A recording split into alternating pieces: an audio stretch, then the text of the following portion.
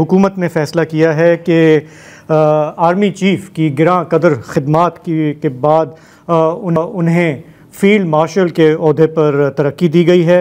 इसी तरह ये भी बात सामने आई कि एयर चीफ़ उनकी मुद्दत मुलाजमत में तोसी की गई है। हालिया दिनों में ये जो भारत के साथ जंगी कशीदगी रही, उसमें देखा कि हमारे मुसल्लह अफवाज ने अच्छा परफॉर्म किया। जो दिफा की उनकी ज़िम्मेदारी है उसे उन्होंने बखूबी निभाया। गवर्नमेंट का ये कहना है कि इसको सामने रखते हुए उन्होंने ये फ़ैसला किया है। तो शाम को ये ख़बर आई और ज़ाहिर है कि हिस्ट्री में अगर हम देखें तो हमारे यहाँ एक अयूब खान साहब थे जो मुल्क में उन्होंने लंबा अरसा हुकूमत की। उनको था ये ख़िताब फ़ील्ड मार्शल का। उसके बाद हमारे यहाँ कई मिलिट्री डिक्टेटर्स आए चले गए, किसी को ये ना मिला, ना उन्होंने शायद ख्वाहिश ज़ाहिर की। बड़े अरसे बाद जंग के माहौल के बाद ये जो टाइटल है, ये प्रेस्टीजियस टाइटल है, ये दिया गया है आसिम मुनीर साहब को। 5 स्टार जनरल भी कह सकते हैं जी। और मुख्तलिफ़ मुल्कों में मुख्तलिफ़ नाम है इसके। कहीं ये फील्ड मार्शल कहलाता है, कहीं मार्शल कहलाता है, कहीं मार्शल ऑफ आर्मी, मतलब जितने मुल्क हैं भारत, इसके 5 स्टार जनरल के मुख्तलिफ़ नाम हैं। कहने का मकसद ये है। अच्छा, ये तो आपने बता दिया कि पाक फ़ज़ाइया के सरबराह ज़हीर अहमद बाबर सिंधु, उनकी मुद्दत मुलाज़मत भी बढ़ा दी गई है। वज़ीर आज़म शहबाज शरीफ की ज़ेर सदारत ये जो काबीना का इजलास था, इसमें ये जो फ़ैसले हुए हैं सदर ममलिकत को इस बारे में एतमाद में लिया गया। फिर जनरल आसिम मुनीर ने ये एज़ाज़ कबूल करते हुए कौम, हुकूमत और मुसल्लह अफवाज का शुक्रिया अदा किया। जनरल अयूब ख़ान का आपने ज़िक्र किया। 1958 में जब पहला मार्शल लॉ इस मुल्क में नाफिज हुआ तो उसके 1 साल बाद जनरल मोहम्मद मूसा थे, उनको सिपा सालारी सौंप दी गई। जो commander in chief Ayub Khan थे, उन्होंने बतौर सदर ख़ुद को फील्ड मार्शल के ओहदे पे तरक्की दे दी ताकि फ़ौज से उनका राब्ता जो है क़ायम रहे। और बाकी है कि फिर जो उनके सियासी अज़ाइम थे वो अब तारीख़ का हिस्सा है। मगर 65 की जंग के बाद general Ayub, field marshal Ayub Khan की जो मकबूलियत है उसका ग्राफ बहरहाल हम सब जानते हैं कि नीचे आने लगा। फिर 1968 में जो है सिविल तहरीक चली, अवामी तहरीक चली, और फिर फरवरी 69 में अयूब ख़ान को सुबकदोश होना पड़ा। फिर वो अपने गाँव में ही रहे। भारत का अगर मैं ज़िक्र करूं तो आज़ादी के बाद 1949 में जनरल KM करियप्पा ये पहले नॉन अंग्रेज़ मकामी जनरल थे जो फ़ौज के सरबराह बने। 1953 में अगरचे रिटायर हो गए। फिर 1986 में राजीव गांधी हुकूमत है, उसने जनरल करियप्पा को एजाज़ी तौर पे फील्ड मार्शल के एजाज़ से नवाजा। एक और नाम है, आमतौर पे कहा जाता है कि भारत में 2 फील्ड मार्शल गुजरे हैं, लेकिन ऐसा नहीं है, 3 गुजरे हैं। 1965 की जो जंग में फ़ज़ाइया के सरबराह थे अर्जुन सिंह, उनको मार्शल का रैंक दिया गया। अच्छा, मार्शल का ये जो रैंक है is equivalent to 5 star general और फील्ड मार्शल रैंक, तो ये इनको भी काउंट करें। फिर जो हाजिर सर्विस जनरल वो थे सैम मानेकशॉ। 71 की जंग में उन्होंने पाकिस्तान के ख़िलाफ़ फ़ौजी मुहिम की क़यादत की थी और उसकी कामयाबी के इतराफ़ में जो इंदिरा गांधी हुकूमत थी उसने उन्हें बर्री फ़ौज का सरबराह होते हुए फील्ड मार्शल के ओहदे पे तरक्की दी। अभी हाल ही में शायद आपने देखी हो, बॉलीवुड में उनकी ज़िंदगी पे फिल्म भी बनी है सैम के नाम से। अच्छा, जनूबी एशिया में 6ठे 5 स्टार जनरल भी हैं। और वो हैं श्रीलंका की बर्री फ़ौज के साबिक़ सरबराह जनरल शरद फोंसेका। उन्हें तमिल टाइगर्स की 30 साला बगावत कुचलने के बाद सदर राजापक्सा जो हैं उनकी हुकूमत ने फील्ड मार्शल का रैंक अता किया। फील्ड मार्शल ने जब राजापक्सा के मद्दे मुकाबिल इलेक्शन लड़ने का फ़ैसला किया फिर तो कुछ दिनों के लिए उन्हें नज़रबंद भी किया गया और फिर राजापक्सा जो हैं वो भी सिंबॉलिक रैंक है ना, चले गए थे। अफ्रीका की अगर आप बात करें जी, तो ईदी अमीन का नाम सबसे पहले ज़हन में आएगा आपके। उन्होंने 1969 में युगांडा की जो मुंतखब थी वज़ीर आज़म मिल्टन ओबोतो की हुकूमत, उसका सिविल हुकूमत का तख्ता उल्टा और फिर ख़ुद को फील्ड मार्शल के ओहदे पे तरक्की देके ना सिर्फ ताहयात सदर होने का ऐलान किया, बल्कि साथ ही साथ उन्होंने अपने ओहदे के साथ कुछ और टाइटल्स भी ऐड कर लिया। मसलन फील्ड मार्शल ईदी अमीन, फातिह सल्तनत उज़्मा बरतानिया और कुर्रा अर्ज की खुश्की और तरी पे मौजूद तमाम हयात के सरबराह, ये भी उन्होंने थोड़ा ज्यादा था किया।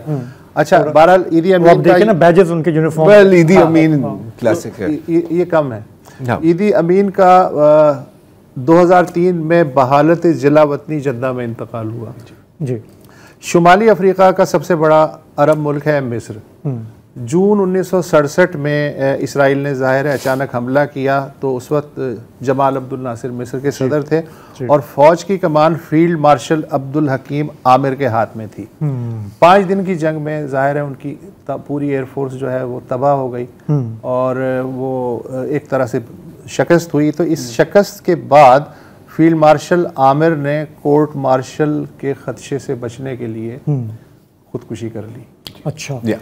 अच्छा, फिर सदर हस्नी मुबारक जो हैं उनके दौर में फ़ौज के सरबराह जनरल मोहम्मद हुसैन तंतावी को फील्ड मार्शल के ओहदे पर तरक्की दी गई और उनके बाद बनने वाले फ़ौजी सरबराह जनरल अब्दुल फतेह अल सीसी ने मुर्सी हुकूमत का 2013 में तख्ता उल्टा, ख़ुद को फील्ड मार्शल के ओहदे पर तरक्की दी और इस वक्त वो मुल्क के सिविलियन सदर भी हैं और आहनी हाथों से रियासत भी चला रहे हैं। इस मौके पर मुझे याद आ रहा है एक और नाम, German field marshal Erwin Rommel, the desert fox, the desert fox, सहराई लोमड़ी। दूसरी आलमी जंग में शुमाली अफ्रीका के महाज पे वो जर्मन फ़ौजों की कमान की। वो अगरचे अल आलमीन के मकाम पे जो कि अब इजिप्ट में है, वहाँ इत्तेहादी फ़ौजों से शिकस्त खा गए, मगर फिर उन्हें नाजी जर्मनी ने जुर्रतमंदी का मुजाहरा करते हुए और जो उन्होंने टैक्टिक्स वहाँ इस्तेमाल की तरह में फील्ड मार्शल का टाइटल दिया। जून 1944 में, ज़रा आपकी दिलचस्पी की बात है, नॉर्मंडी का जो इन्वेजन हुआ था उस वक्त रोमेल फौज को कमान कर रहे थे, उस सेक्टर की असाइनमेंट दी हुई थी। वहाँ भी ज़ाहिर है नाकाम हुए। फिर हुआ ये कि अक्टूबर 44 में नॉर्मंडी के ऑपरेशन के कुछ 4 महीने बाद हिटलर को शुबा हुआ कि ये हमारे खिलाफ फौजी बगावत में मुलविस हैं, जो तो उन्हें चॉइस दी गई कि ये साइनाइड है, या तो आप ये ले लें वरना फिर हम आपके साथ फायरिंग स्क्वाड वाला चक्कर करेंगे और आपकी सारी मराद भी छीन लेंगे। तो उन्होंने खामोशी से साइनाइड ले लिया और उनकी बड़ी ये अलमनाक खुदकुशी कह लें, कुछ भी कह लें, मौत हुई। फिर उन्हें चूँकि बहुत एक बड़ा लार्जर दैन लाइफ उनका औरा था, तो हिटलर ने फ़ौजी एजाज़ के साथ उन्हें दफनाया और उनकी जो मरात हैं वो भी बहाल रखी। लेकिन कुदरत की सितम ज़रीफ़ी ये है कि शुमाली अफ्रीका के महाज पे और फिर जून 44 में नॉर्मंडी के महाज पे जनरल रोमेल की पसपाई एक ही बरतानवी जनरल के हाथों हुई और उसका नाम था फील्ड मार्शल बर्नार्ड मॉन्टगोमरी। बिलाशुबा फील्ड मार्शल मॉन्टगोमरी जो हैं उनको कहा जाता है कि 20वीं सदी के जो कलीदी जर्नैल हैं उनमें से थे, जिन्होंने दोनों आलमी जंगों में खिदमात अंजाम दी और फिर बतौर 5 स्टार जनरल रिटायर हुए। कई और ममालिक के भी नामवर बहुत हैं, लेकिन ये सवालत बहुत है। अच्छा, मैं ये जो हूँ एक आप दोनों से माहिरीन अस्करियात से एक सवाल पूछूं। वो है अस्करी नहीं, आप शाज़ेब, मैं बिल्कुल ये एक ताहयात ओहदा होता है जिसमें आप यूनिफॉर्म भी पहन सकते हैं। तो अब मेरे जहन में ये सवाल है कि फील्ड मार्शल आसिम मुनीर फौज की सरबराही की जो उनकी मुद्दत थी उससे तो आज़ाद हो गए, एलिवेट हो गए, वो 5 स्टार जनरल बन गए।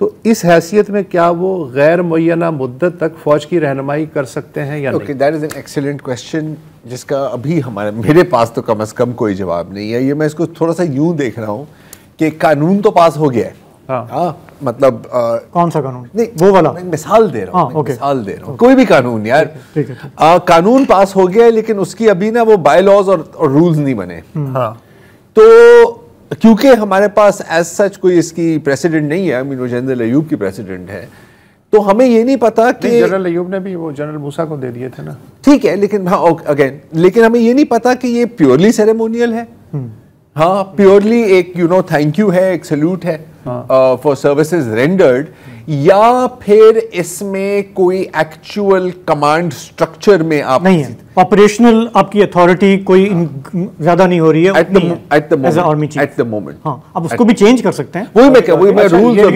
और बायलॉज से मैंने यही मुराद।